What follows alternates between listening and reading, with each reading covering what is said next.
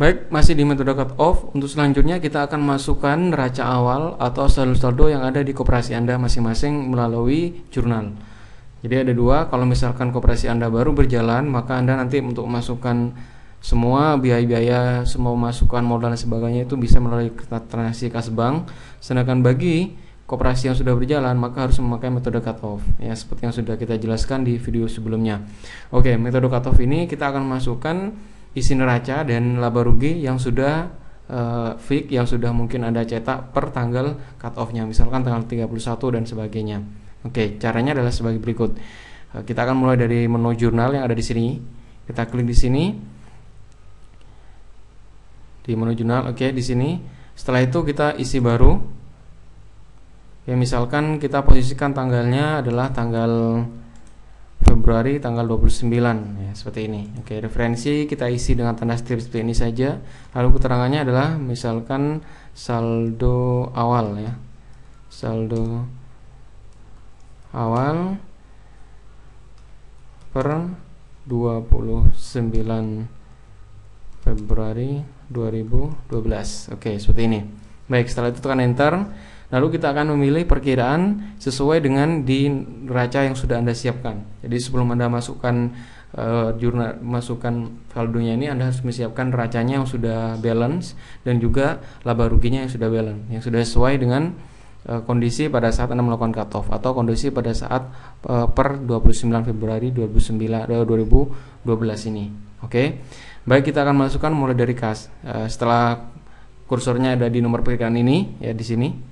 Anda tekan enter untuk memilihnya. Nah, seperti ini.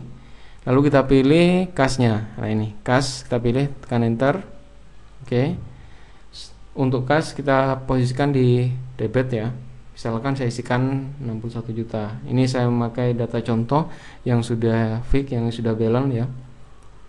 39 misalkan 299. Oke, seperti ini. Oke, setelah itu masukkan ke perkiraan berikutnya, tekan enter lagi. Misalkan pinjaman yang diberikan, masukkan jumlahnya. Di sini datanya adalah 53 558 333. Oke, seperti ini. Setelah itu perkiraan lainnya silakan Anda pilih, misalkan yang simpanan, ya. Pilih pakai tombol drop down seperti ini, ya, atas bawah seperti ini juga bisa, atau Anda bisa ketikkan kode awalnya misalkan 02. Nah, seperti ini. Untuk yang hutang 02, misalkan untuk modal Anda ketikkan aja 03 langsung, nah, dia akan langsung milih sendiri. Oke, kita pilih yang 02 yang kode sandi simpanan. Posisinya ada di kredit, ya, di sebelah kredit di sini. Oke, kita isikan di sini misalkan 5 6 32 224. Oke, tekan enter, ya. Tekan enter satu lagi untuk milih perkiraan berikutnya, misalkan simpanan berjangka. Oke, nah ini dia simpanan berjangka. Jangan lupa untuk memindahkan kursor dari debit ke kredit Anda bisa tekan tab, ya, seperti ini. Atau untuk sebaliknya Anda tekan shift tab. Oke, kalau untuk ke kredit Anda tekan tab seperti ini.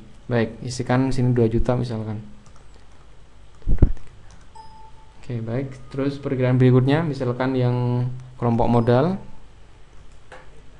Oke, yang kelompok modal di sini ada simpanan pokok.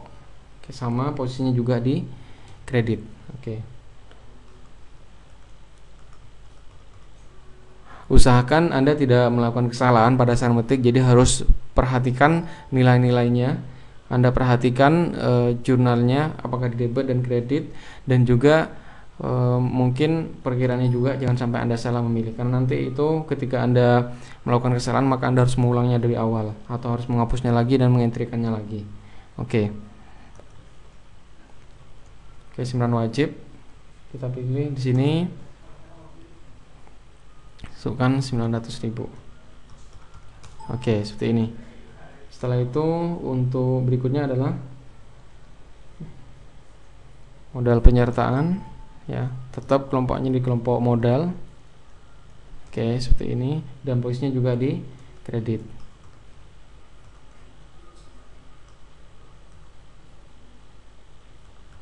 Oke, 100 juta seperti ini.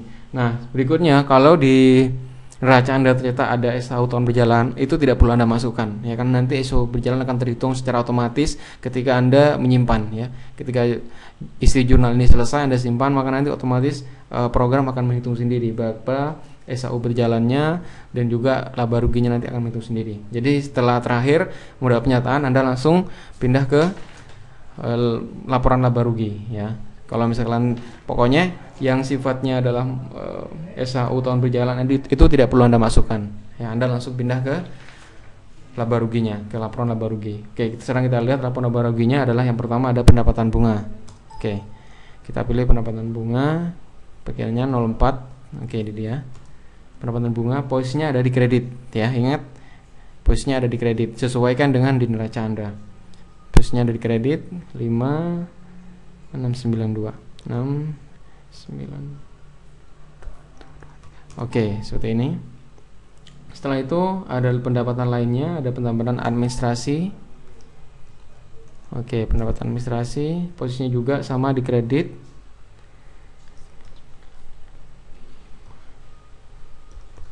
Oke. Setelah itu ada pendapatan lainnya juga. Oke. Nah, ini pendapatan lain sebesar 500. Oke. 632. Oke. Baik, itu yang kelompok pendapatan. Sekarang kita masukkan yang biaya-biaya. Oke, langsung ke biaya. Oke, biaya 06. Oke. Yang pertama ada bunga simpanan. Oke, ini dia, bunga simpanan. Kita masukkan 102. Oke, seperti ini. Setelah itu biaya selanjutnya di sini juga ada biaya perjalanan dinas. Oke. Oke, seperti ini. Oke.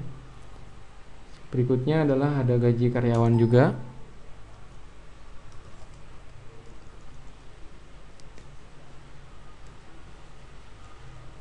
Oke.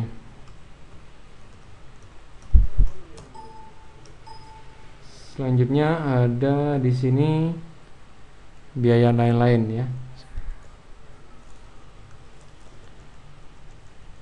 Kalau misalkan tidak ada perkiraan yang tersedia di sini, Anda bisa menambahkan terlebih dahulu atau Anda jadikan satu kelompok yang kira-kira itu sama. Jadi misalkan di sini ada biaya telepon, ada biaya listrik, ya. Anda jadi satukan misalkan biaya listrik aja, ya. Atau di sini ada biaya operasional lain-lain. Itu adalah isinya mungkin di tempat Anda ada listrik dan telepon. Jadi yang kira-kira itu biayanya mirip, kalau misalnya tidak ada bisa Anda masukkan ke satu perkiraan atau Anda buatkan perkiraan yang lainnya atau perkiraan yang baru. Oke. Ada biaya operasional lain-lain sebesar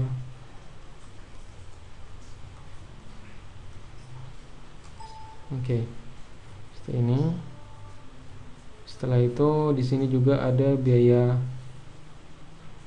ATK, ya. Biaya ATK. Oke. Baik, terakhir di sini juga ada biaya listrik. Oke.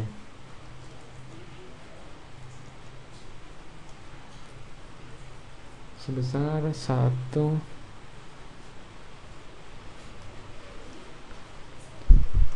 Oke.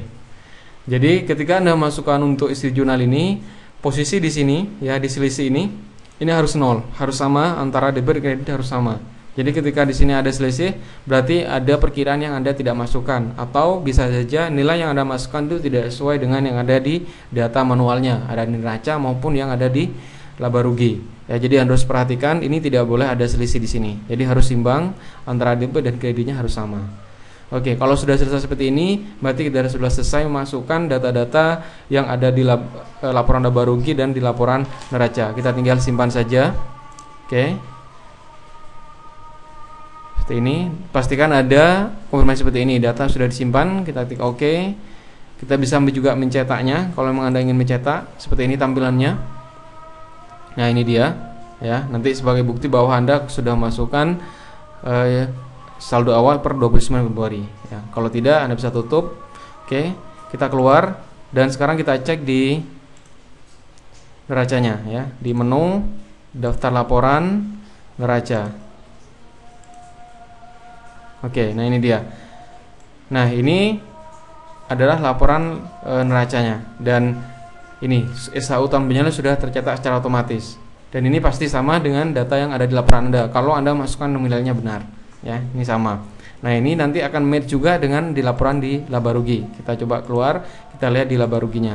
Laporan laba rugi. Oke. Nah, ini dia. Oh, maaf. Oke, sebentar. Di laba rugi tahunan ya. Oke, seperti ini. Nah, ini sama. Lihatnya di laba rugi tahunan ya, karena di bulan itu belum ada transaksi kita. Ya, di bulan yang kita masukkan itu belum ada transaksi. Oke, ini dia. Sama seperti tadi. Baik, itu adalah langkah-langkah ketika kita ingin memasukkan saldo awal bagi koperasi yang sudah berjalan dan ingin melakukan cut off ya, ketika masukkan nilai-nilai nominal yang ada di neraca maupun di laba rugi. Untuk step selanjutnya dan langkah-langkah berikutnya Anda bisa lihat di video tutorial yang lain. Terima kasih.